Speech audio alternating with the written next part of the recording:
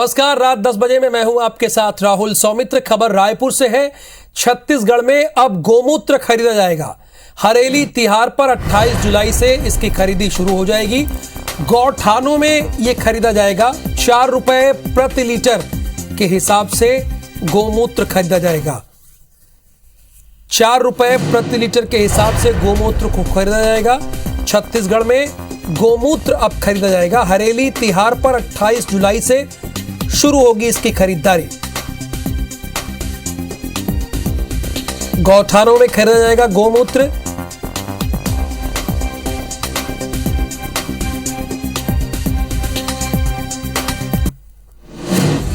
छत्तीसगढ़ देश का पहला राज्य बनने जा रहा है जहां भूपेश बघेल सरकार गोमूत्र खरीदने जा रही है। गोधन न्याय योजना के तहत 2 रुपए किलो गोबर खरीदने के बाद सरकार की ये सबसे महत्वाकांक्षी योजना होगी। सरकार ने गोमूत्र खरीदने का पूरा खाका तैयार कर लिया है। योजना को भूपेश कैबिनेट से मंजूरी भी मिल चुकी है। छत्तीसगढ़ के सबसे लोकप्रिय जन त्योहार हरेली के दिन 28 जुलाई को गोमूत्र की खरीदी की योजना शुरू होगी। सरकार 4 रुपए लीटर की दर से गोमूत्र खरीदेगी। आपको बता दें कि सरकार ने गोमूत्र खरीदने के फैसले के बाद एक कमेटी बनाकर रिसर्च किया और ये फैसला लिया है। गौठानों से गौमूत्र की खरीदी होगी और इसका इस्तेमाल जैविक कीटनाशक तैयार करने में होगा, जिससे ऑर्गेनिक खेती को प्रोत्साहन मिलेगा। इसके लिए पशुपालक घरों या गौठानों में मवेशियों को बांध कर रखेंगे। गोबर की तरह गोमूत्र की खरीदी से किसानों और पशुपालकों की आय में बढ़ोतरी होगी, साथ ही ग्रामीण अर्थव्यवस्था में सुधार होगा। इधर बीजापुर में विस्फोटक के साथ 2 नक्सलियों और सहयोगियों को गिरफ्तार किया है। उत्कल और थीमापुर के जंगल में यह कार्रवाई हुई। बड़ी मात्रा में विस्फोटक भी इनके पास से बरामद किया गया है। कोबरा 210 और सीआरपीएफ 168 की संयुक्त कार्रवाई में इन्हें गिरफ्तार किया है। थाना बासागुड़ा का यह मामला है। बीजापुर में विस्फोटक के साथ 2 नक्सलियों को गिरफ्तार किया गया है। उत्कल और तीमापुर के जंगल में यह कार्रवाई की गई है। बड़ी मात्रा में विस्फोटक बरामद किया गया है। कोबरा 210 और सीआरपीएफ 168 की संयुक्त कार्रवाई में थाना बासागुड़ा का यह मामला बताया जा रहा है।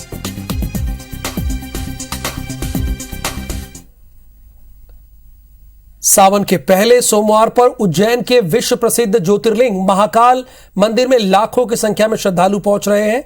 वहीं बारिश के दौरान सतना के एक युवक विजय अपने बुजुर्ग पिता को पीठ पर बिठाकर महाकाल के दर्शन के लिए पहुंचा।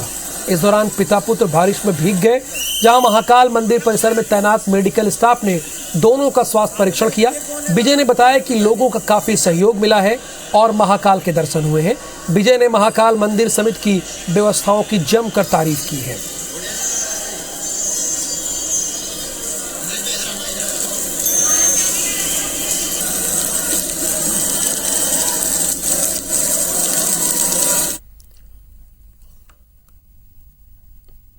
राष्ट्रपति चुनाव में विधायक सचिन बिरला ने एनडीए की उम्मीदवार द्रौपदी मुर्मू को वोट देने का दावा किया है। हालांकि सचिन बिरला की सदस्यता कांग्रेस विधायक के रूप में है।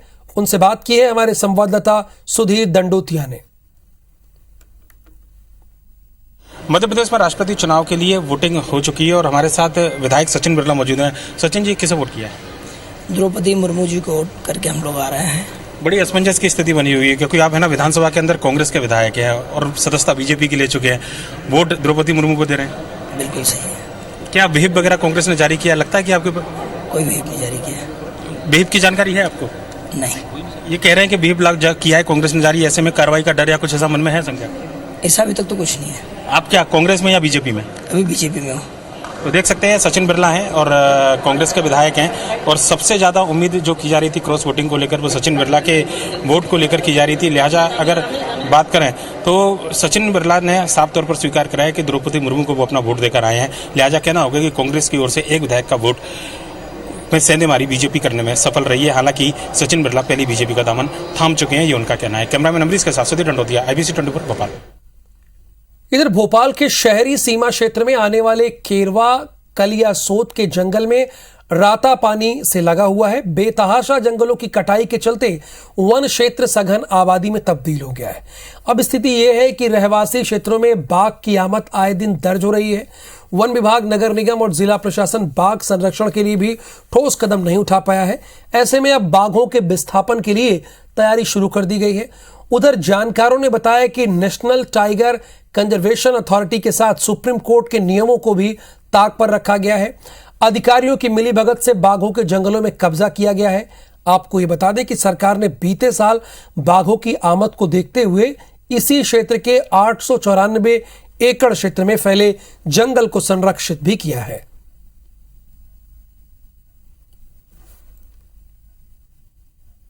वन विभाग वहां पर नगर वन के नाम से एनजीटी के ही आंखों में धूल झोंकते हुए वन विभाग के अधिकारियों द्वारा कुछ 350 हेक्टेयर को ही जंगल घोषित किया गया और अन्य राजस्व क्षेत्र को खुला छोड़ दिया गया। तो इसलिए वहां पर बाघ का विचरण शुरू से है और बना हुआ है, क्योंकि वो क्षेत्र नैसर्गिक रूप से जंगल है। भोपाल में हमारा जो फॉरेस्टेड एरिया है उसकी फेंसिंग का और बाउंड्री निर्माण का कार्य हमारे द्वारा किया गया है, ये सुनिश्चित करते हुए कि टाइगर मूवमेंट का जो कॉरिडोर है वो भी डिस्टर्ब ना हो, लेकिन एट द सेम टाइम जो हमारे बसाहट वाले क्षेत्र हैं उनमें बाघ का मूवमेंट ना हो। तो इसी प्रकार के फर्दर सॉल्यूशंस इम्प्लीमेंट किए जाएंगे। जबलपुर पश्चिम मध्य रेलवे अपने रिटायरिंग रूम्स को निजी हाथों में सौंपने जा रहा है। हालांकि ये फैसला यात्री सुविधाओं को बढ़ाने के नाम पर लिया गया है, लेकिन इसमें रिटायरिंग रूम का किराया बढ़ जाएगा। रेलवे अधिकारी दावा कर रहे हैं कि निजी हाथों में सौंपने के बाद रिटायरिंग रूम्स का किराया निजी होटलों से कम ही होगा। फिलहाल पश्चिम मध्य रेलवे के जबलपुर, भोपाल और कोटा डिवीजन के रिटायरिंग रूम IRCTC के हवाले किए जा रहे हैं। इनमें भोपाल के साथ जबलपुर, कटनी, रीवा, सतना, मैहर, सागर, पिपरिया के रिटायरिंग रूम शामिल हैं। वहीं पश्चिमी मध्य रेलवे में आने वाले जबलपुर के अलावा भोपाल और कोटा मंडल के स्टेशनों को भी चिन्हित किया जा रहा है। मैं होटल में रुका हूँ, 3 स्टार होटल में, 5 स्टार होटल में रुका हुआ हूँ। इस तरह की सुविधा हम स्टेशन पर दे सकें, हमारी इसी संबंध में कोशिश है और इसको IRCTC को देके और अच्छा माहौल, एक अच्छा एनवायरनमेंट रिटायरिंग रूम में लोगों को, यात्रियों को अत्याधुनिक सुविधा मिल सके, तो बहुत जल्दी ये जो है निर्णय ले लिया गया है। और आज रायपुर के सेंट पॉल्स स्कूल में 1995 बैच के रीयूनियन किया गया। बैच के 117 छात्र एक साथ स्कूल में मिले, जिनकी उपस्थिति अपने आप में एक बड़ी उपलब्धि थी, जिसे golden book of world record में दर्ज किया गया। स्कूल के यादगार लम्हों को दोबारा ताजा करने के लिए छात्रों ने स्कूल ड्रेस भी पहना। सभी टाइम पर स्कूल पहुंचे। ठीक सुबह 10:20 पर स्कूल की घंटी बजी और 25 साल पहले किए जाने वाले प्रेयर को छात्रों ने दोहराया। इस रीयूनियन से पुराने छात्रों के चेहरों के चमक लौट आई। 1995 बैच के छात्र संदीप दुबे कहते हैं कि इतने व्यस्तता के बावजूद भी काफी लोग इस रीयूनियन का हिस्सा बने, जिसकी काफी खुशी है। इतनी खुशी जिसे इजहार नहीं किया सकता। 6वीं से 12वीं तक जो पढ़े दोस्त थे, कोई 25 साल बाद भी मिले हैं, किसी से टच में हैं, और हम लोगों ने एक बार फिर से अपना बचपन एक दिन में जी लिया। और हम तो अब अगले 17 जुलाई या जुलाई का जो 3rd संडे पड़ेगा उसका वेट करना चालू, काउंटडाउन हमारा चालू हो गया है।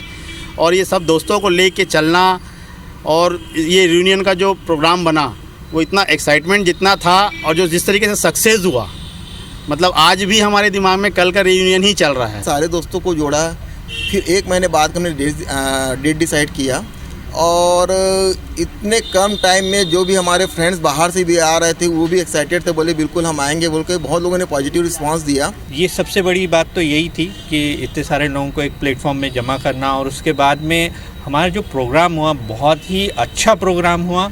और हम सभी लोग यानी 20-20 साल, 25-25 साल बाद में एक दूसरे से मिले हैं, तो उसका जो उत्साह था दोस्तों से मिलने का, पुरानी बातें याद करने का, वो एक अलग ही एक्सपीरियंस रहा है।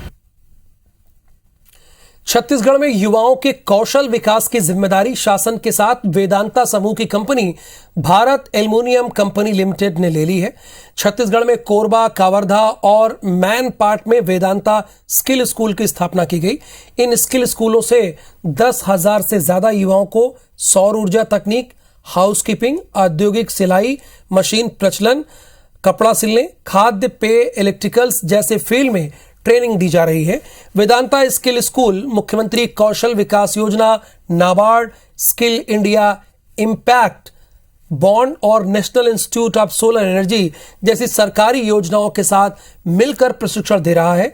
बाल्को के सीईओ और निदेशक अभिजीत पति ने बाल्को की इस मुहिम के बारे में कहा कि देश के विकास में स्किल्ड युवाओं की भूमिका बहुत ही महत्वपूर्ण है। वेदांता इन स्किल स्कूलों के जरिए युवाओं को आत्मनिर्भर और सशक्त बनाने का प्रयास कर रहा है।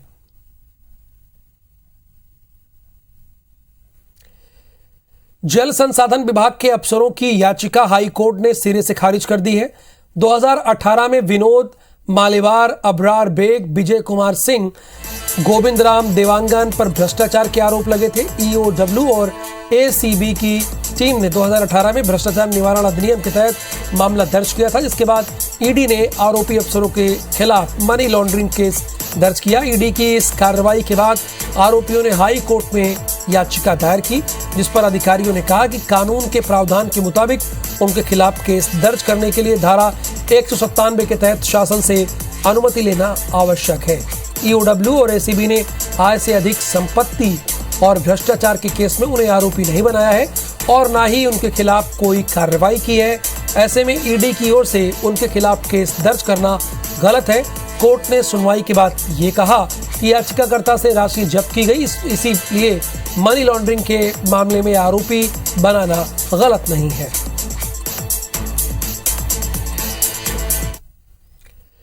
बिलासपुर में खाद के नाम पर किसान और कांग्रेस नेता की दबंगई सामने आई है। कांग्रेस नेता विवेक वाजपेयी ने केंद्रीय सहकारी बैंक के शाखा प्रबंधक पवन क्षत्रिय से लिमिट से ज्यादा खाद की मांग कर रहे थे। शाखा प्रबंधक के मना करने पर विवेक चटक गए और शाखा प्रबंधक से मारपीट कर दी। बताया जा रहा है कि बैंक के सीईओ भी उस दौरान मौजूद रहे, जिन्होंने बीच बचाव करके मामले को शांत कराया। पूरी घटना बैंक प्रबंधक के साथ केंद्रीय सहकारी बैंक के कर्मचारी लामबंद हो गए। खाद नहीं मिलने के कारण आक्रोशित होकर बैंक में आए हैं कि जो हमारे भूतल का जो शाखा प्रबंधक है पवन क्षत्रिय जी, उनसे उनकी चर्चा भी हुई है और इस दरमियान उन्होंने बैंक में कुछ अभद्रता किए हैं।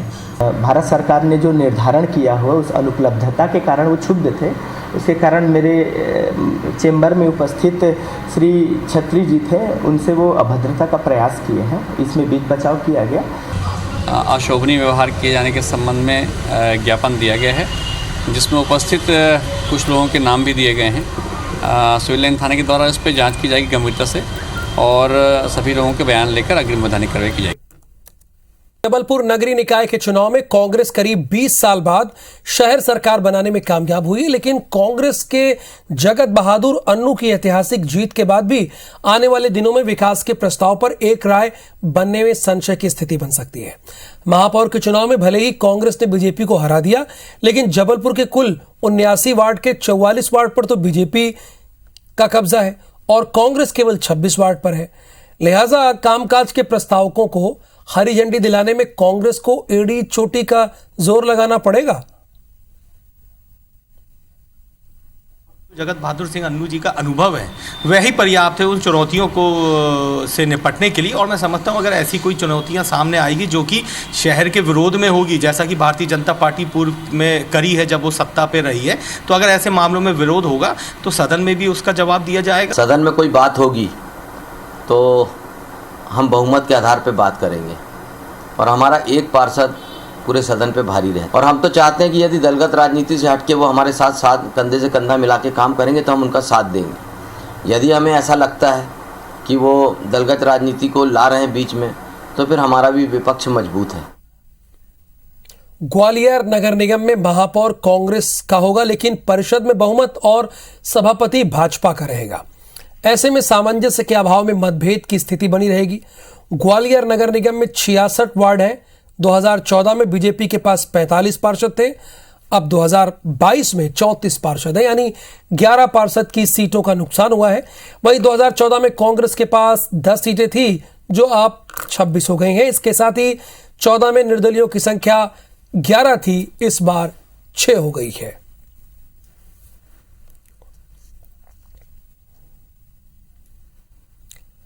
छत्तीसगढ़ में राष्ट्रपति चुनाव की वोटिंग आज रायपुर विधानसभा में संपन्न हुई। सुबह 10 बजे राष्ट्रपति चुनाव के लिए वोटिंग शुरू हुई, जो दोपहर 2:30 बजे तक चली वोटिंग में छत्तीसगढ़ के सभी 90 विधायकों ने मतदान किया। वोटों की गिनती 21 जुलाई को होगी और उसी दिन भारत को अपना नया राष्ट्रपति मिलेगा। मुख्यमंत्री भूपेश बघेल वोट डालने के बाद विपक्ष के प्रत्याशी यशवंत सिन्हा के जीत का दावा किया है।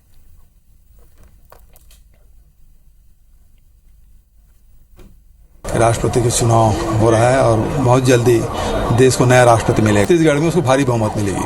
द्रौपदी मुर्मू जी के पक्ष में न केवल भारतीय जनता पार्टी एनडीए बल्कि उसके अतिरिक्त भी ऐसे राजनीतिक दल जो हमारे साथ नहीं जुड़े थे सबने समर्थन दिया और प्रचंड बहुमत के साथ द्रौपदी मुर्मू जी राष्ट्रपति बनेंगी। जीत तो सुनिश्चित है द्रौपदी मुर्मू जी के, और बहुत सारे जो लोग बीजेपी के साथ में अलायंस भी नहीं है वो लोग भी आज साथ देने को तैयार हो गए हैं और इसी प्रकार से अंतरात्मा की आवाज़ जो सुनेंगे उनको समर्थन करेंगे और उस जीत में उनकी भी भागीदारी हो। ग्वालियर में मुरार थाना क्षेत्र के बैजल कोठी के पास बदमाशों ने स्टेट बैंक ऑफ इंडिया के एटीएम में तोड़फोड़ करके लाखों का कैश चोरी कर लिया। साथ ही एटीएम में आग लगा दी। घटना की सूचना के बाद फायर ब्रिगेड और पुलिस टीम मौके पर पहुंची और आग बुझाकर मामले की जांच शुरू कर दी। चोरी का यह पूरा मामला घटनाक्रम सीसीटीवी कैमरे में रिकॉर्ड हो गया, जिसके आधार पर पुलिस बदमाशों की तलाश कर रही है। जानकारी के मुताबिक 2 दिन पहले ही एटीएम में 24 लाख रुपए कैश डाले गए थे।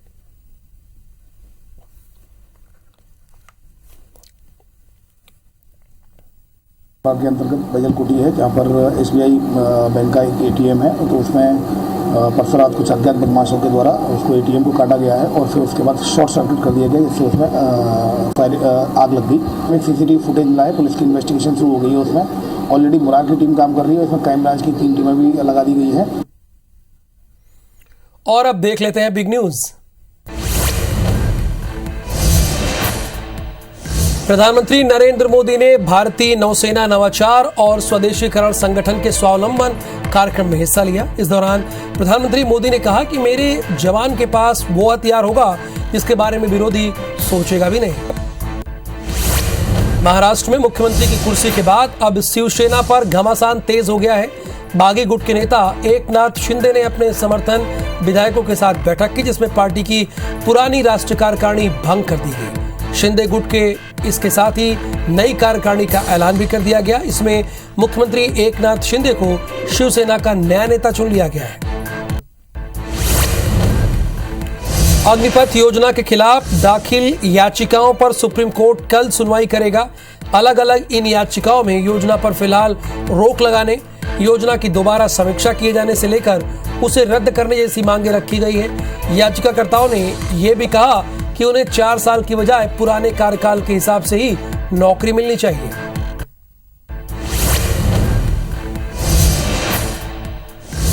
इंग्लैंड के स्टार ऑलराउंडर बेन स्टोक्स ने वनडे क्रिकेट से संन्यास ले लिया है।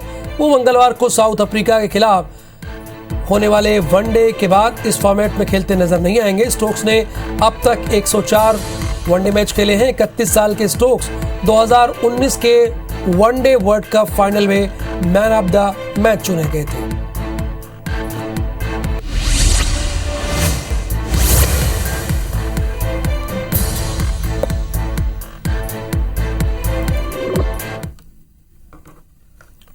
और आगे देखिए खबरें सुपरफास्ट अंदाज में मेरे सहयोगी श्रवण तंबोली के साथ।